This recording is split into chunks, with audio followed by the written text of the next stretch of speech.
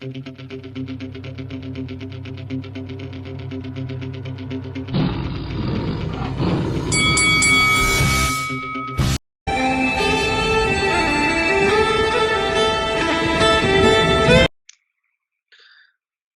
is FAISAL Khan for Lights Out in association with Shamrock Boxing, and with me over Skype, I'm delighted to be joined by Chad Sugden. Chad, good afternoon. How you doing? Yes, I'm good, mate. Yeah, I'm good. Just taking over at the minute, obviously with the lockdown and stuff. But yeah, I'm in good spirits and looking forward to getting back to normal. You mentioned getting back to normal. I think everybody's looking forward to getting back to normality. And listen, it's a tough time for not just the UK but everybody in the world with this coronavirus pandemic that we're going through right now. Um, the last few weeks, we've been interviewing fighters, managers, promoters. How are you keeping yourself motivated? How are you keeping yourself in shape? And what's it been like for you? I think, mate, you've got to change stuff around a bit. You can't be doing the same thing all the time. I think you've got to just change what you're focusing on in your training and just yeah, tapering off a little bit. Because obviously I was in full camp, so I was a week away from a fight, the British title fight with Shakan. And I think you just got to keep training, but not go full out because you can't do that like fight camp training forever because you end up burning yourself fat. In terms, obviously, of the UK lockdown, what's your take on it? And how do you think the UK has responded to being in the lockdown? I think some people responded really well and took the advice, but obviously I've seen stuff of people at like when it first started, especially at the beaches and stuff like that, and I think it's hard because I don't think everyone's telling you how serious it is at the start. But I do believe everyone should stay at home, and if we all stay at home together, the quicker it's going to be over and done with. Do you know what I mean? And I think if we can do it without even stricter lockdown regulations, then that'd be better. I think, for everyone. Because if they stop allowing you to do your daily run and walk your dogs and stuff like that, then I think people will take it a lot harder. And I think it's going to be hard for the government to police that as well. I mean, how do people struggle to police on a regular day? Never mind all over the country. How are you going to keep people in? It's gonna take a lot of money and a lot of hours and stuff like that. So I just hope everyone sort of sticks to it for Yeah, the time being. 100%. I'm with you on that. I hope people can stick to this lockdown because the more people that stick to this lockdown, the less chance of this virus spreading, and we can get back to normality. And obviously, you mentioned the British light heavyweight title. Was originally Yeah. 28th of March. Yourself versus Shakan Hitters. Originally, it's meant to be Craig Richards. He pulled out due to an injury. You've obviously stepped in. First Yeah. of all, it's a Mick Hennessy show promoted by Mick Hennessy. What was your Yeah. thing? You got the phone call from Mick Hennessy to tell you that you're stepping in for Craig Richards. Well, I heard obviously I was the main reserve for the fight. I was already on the card anyway. So we thought we'd train for 12 rounds because you'd be stupid to train for a 6-rounder or an 8-rounder and then have to jump up to 12. When you've got this opportunity, we thought we'll train for 12, and then if it is a 6 or 8-rounder, we'll be super fit for that and ready to go. So we just yeah, it was a buzzing phone call. Like, I sort of expected it a little bit, but it's a fight that we was gonna do on I think it was October. We got offered it or something. We accepted, but obviously that was for Shakan's English. But then he got moved up to the British to fight Richards in December. So obviously for his sake, makes sense to move straight up to that. And then that got postponed till March 28th, and then we got the phone call asking if he wanted to be a reserve. And then when he finally pulled out Richards, which I thought he might do, I didn't see him promoting the fight or much or anything like that. So then we was in with a chance, and I was ready. I'm always ready, and I only had 1 week to fight to prepare for Richard, so never mind 5 weeks. And now I'm going to get a full camp, um, and I've got this time now to just work on my skills, and yeah, it's going to be good. When I get in there, I'll be more than ready for it. Obviously, we don't know when the rescheduled date is because we all know the British Boxing Board of Control have postponed all UK boxing shows, but it does make for a good fight. Shakan Yeah, I believe he's 13-0, one of the Ultimate Boxer, English champion. I've seen him yeah, fight the Expellman at York Hall last September. We've seen this happen before when a replacement comes in and kind of the guard drops with the other fight. And if you use an example, I mean, you just look at Anthony Joshua last year in America. He stepped yeah. and Ruiz went on shocking the world. Would you say that you stepping in as a replacement, gives you less pressure going into this fight?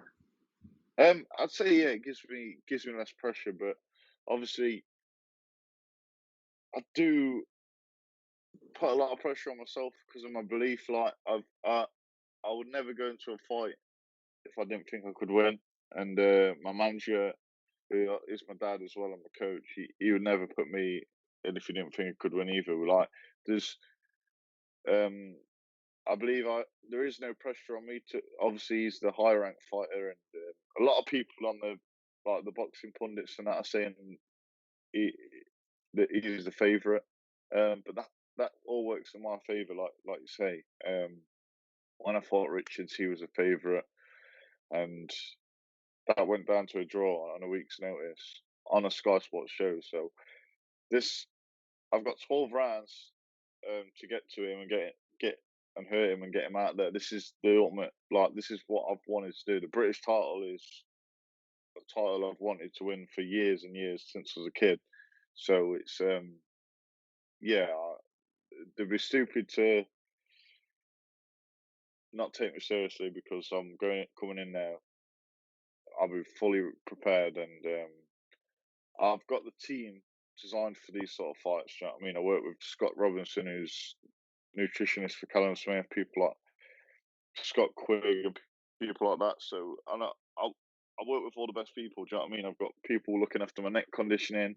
I've got best strength coaches, and in my opinion, the best boxing coaches as well in the game. So it's exciting, and I believe I'm at 25. I'm just getting better all the time, and I don't think Shakan's got that much to get better.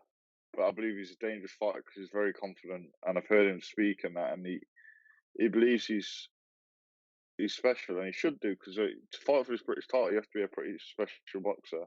But like he's going in there with someone else who's up there as well.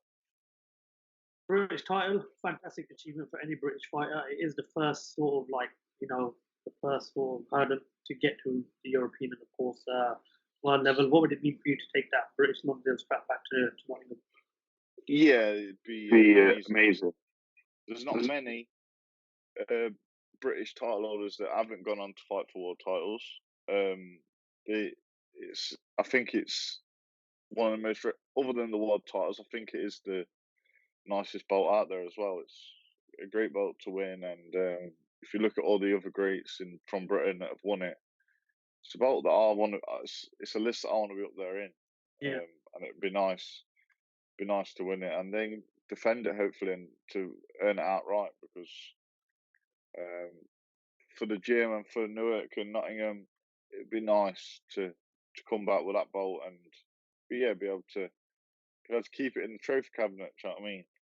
Well, listen, it's a fight that we're all looking forward to when it does get rescheduled. I just want to obviously, you're from Nottingham, another guy that's from Nottingham, a guy that I'm sure you look up to is the Cobra, Carl Froch. Yeah.